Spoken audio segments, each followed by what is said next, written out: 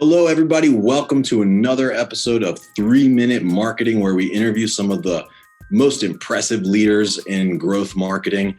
Today, I'm super duper excited. We have Stephanie Moritz, currently with the ADA. But Stephanie, you have a long and storied career in PR and marketing, transforming iconic brands. I mean, from like looking at your LinkedIn, it's like seems like you were very systematic in your career growth. You were like, I think at first, Hershey's, and then to ConAgra, and then now you're at ADA transforming things. Welcome to the show. Thank you so much, Chris. It's great to be here. And I am a fan of iconic brands, everything from Disney to Jim Beam, Hershey, ConAgra, and now the American Dental Association. So like to keep it exciting.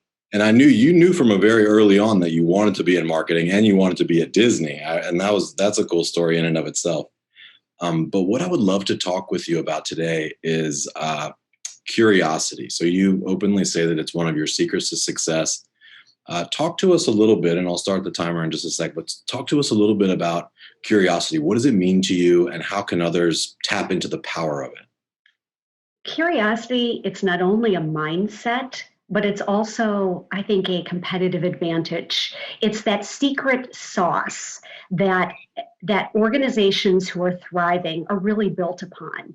Instead of it being just an answer only, just get things done, instead, if you build your culture with curiosity at the center, you're constantly asking why and what if, and how can we shift things up?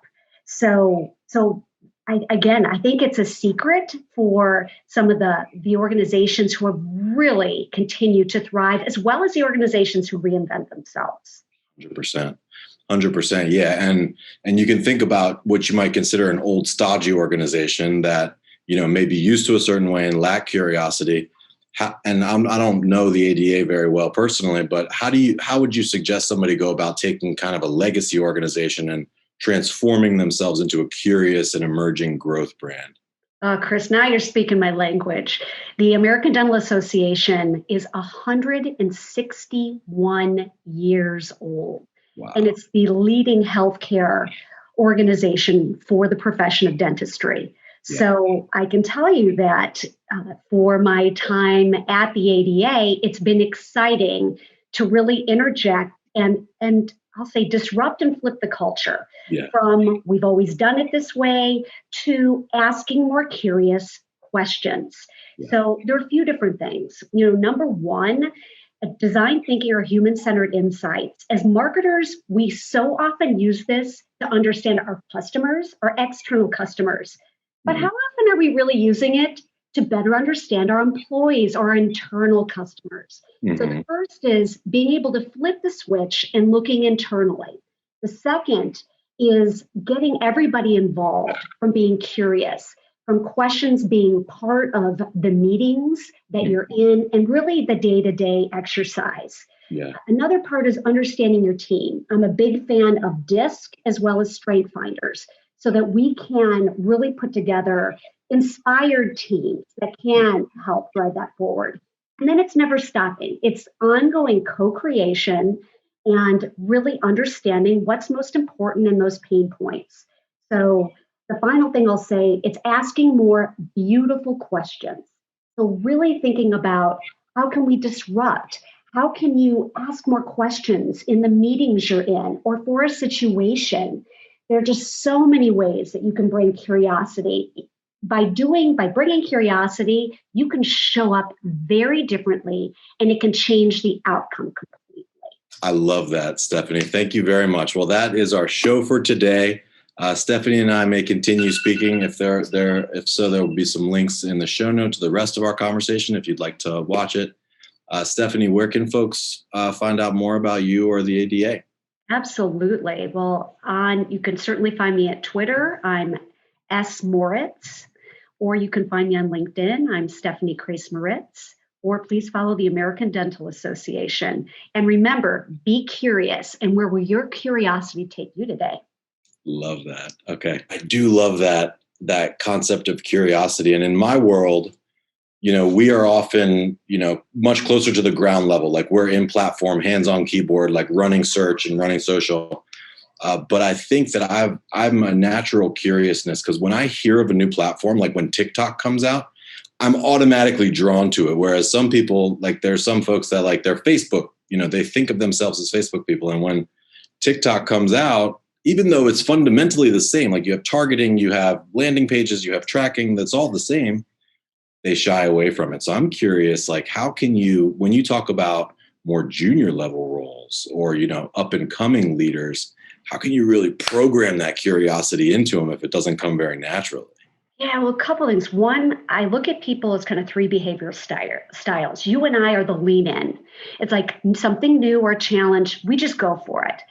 There's also the individuals who kind of stay put. And it's kind of like the look to see what are others thinking. They won't move first. And then there's the lean back, kind of business as usual. It doesn't bother me. I'm going to ignore it. So some of the ways to get the junior employees available, we use stand-up meetings a lot. So with stand-up meetings, I always start with a question. And then we use the chat. I ask folks to regularly ask different questions. Everything from what keeps you awake at night to if we took one thing off your plate, what would it be? I'm constantly asking them questions. So then they're getting in the spirit of asking them back.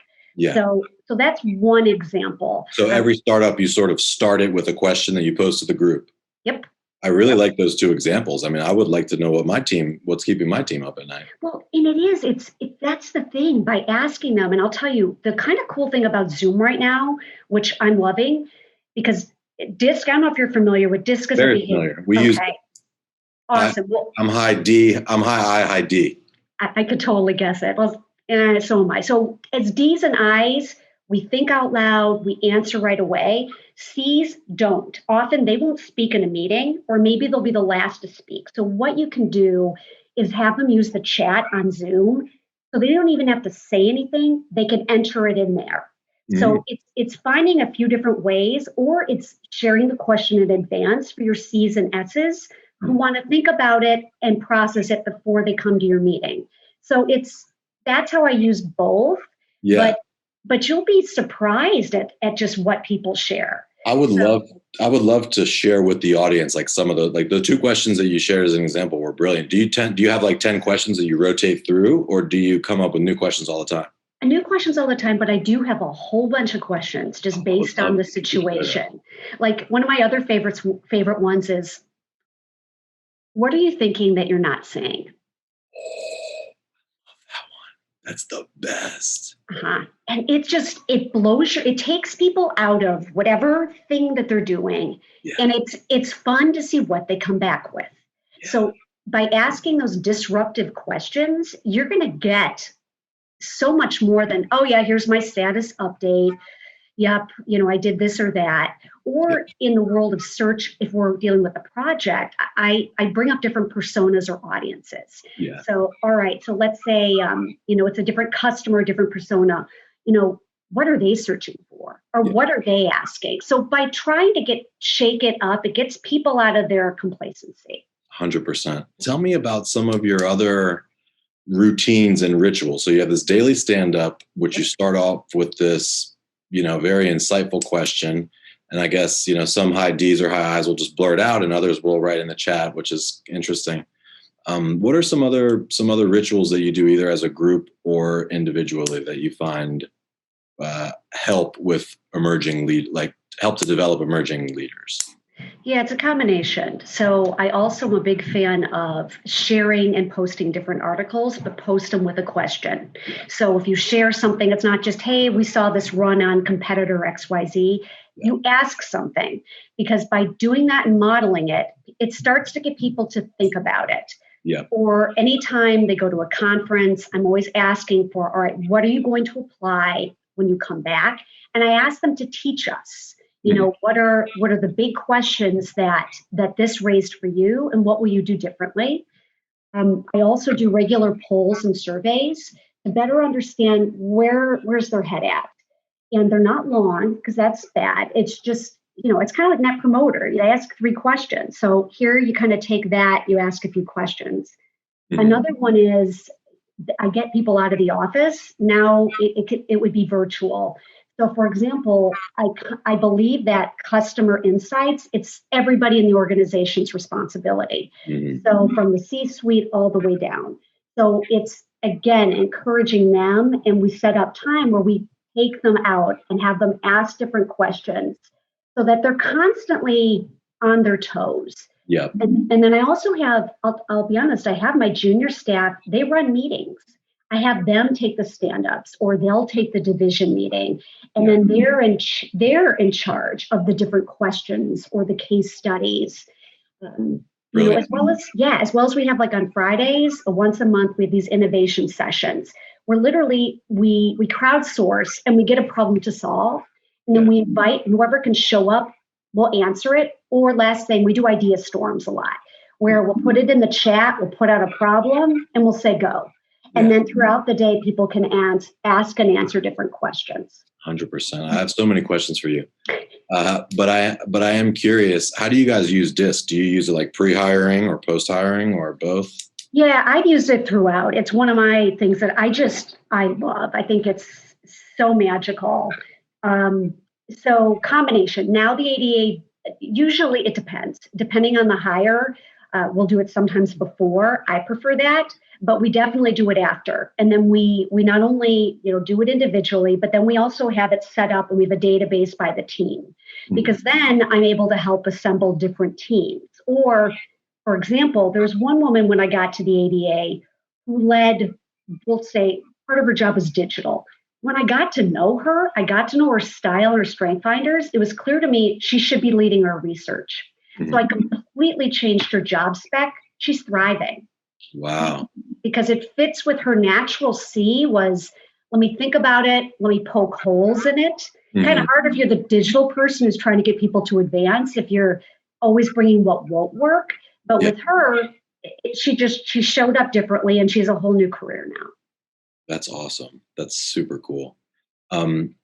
What is, so you have been into customer experience and experience management long before it was like cool. But now it's cool, right? Now everybody's all cuddle up with the customer and XM is like a thing that's coming. What are some things maybe for folks that aren't necessarily so customer focused? What are like some day one things that you do at ADA or at a new role, like to attempt to get to know the customer? Well, combo. Like I'm a big fan of, I'll bring in panels of our customers. So, we've created both a panel of members and non-members so we can ask them questions, but I also have to bring people in. It's a good reminder because people change. So I like to bring folks in. Or another one is we have some personas on our various customers and testimonials. So if you're a new employee, I have you sit down, listen, watch that. I then also would have you join, even if it's just a fly on the wall, or if someone's doing, I'll say, a field ride, or there's a research project. Just because if you don't know who the customer is, you're going to be irrelevant in whatever role you're in. Yep, 100%. There's some cool tools that we use to gather customer insights. Are you familiar with like Hotjar or Qualaroo, where like you can spin up basically like little surveys and polls? So like one thing that we'll do, like say that we have a key landing page and a user moves their mouse up to the top quickly as if they're going to exit. It will trigger, a message that says like, hey, help us help you, like give us some feedback. Some small percentage of users will click on that, and then you can ask them whatever you want. We typically ask like, what was the goal of your visit? Were you able to achieve that? Yes or no? If yes, we'll send them on their way. Thank you. Have a good one. But if no, we'll trigger a third question like, why not? What happened? And that can be really insightful from like an online user experience perspective. Like you'll get like, hey, this doesn't work on my Android, or like, I tried this 3 times and it didn't work. But it's maybe not as detailed. But do you guys use any online collection tools like that? We do, but I just wrote down Hotjar. First of all, it's a great name. And second, I'll have to check that out. Like right now, we're in the midst of, our website needs help. So we're in the midst of a digital transformation. We did kind of the fundamental work, and now we're putting, I'll say, ADA.org. The new ADA.org will launch with our MVP later this year. Yeah. So that'll be a good thing. So we are using some of the tracking. I think of it as like the tracking software and some of the questions, but but we need to continue to do more of that, especially since in our world, content's more decentralized. You have different subject matter experts. Some are scientists, some are dentists, and that's not their strength, isn't marketing. So Yeah. we help them. So I like that. That's good. Thank you very much. Thank you, Chris.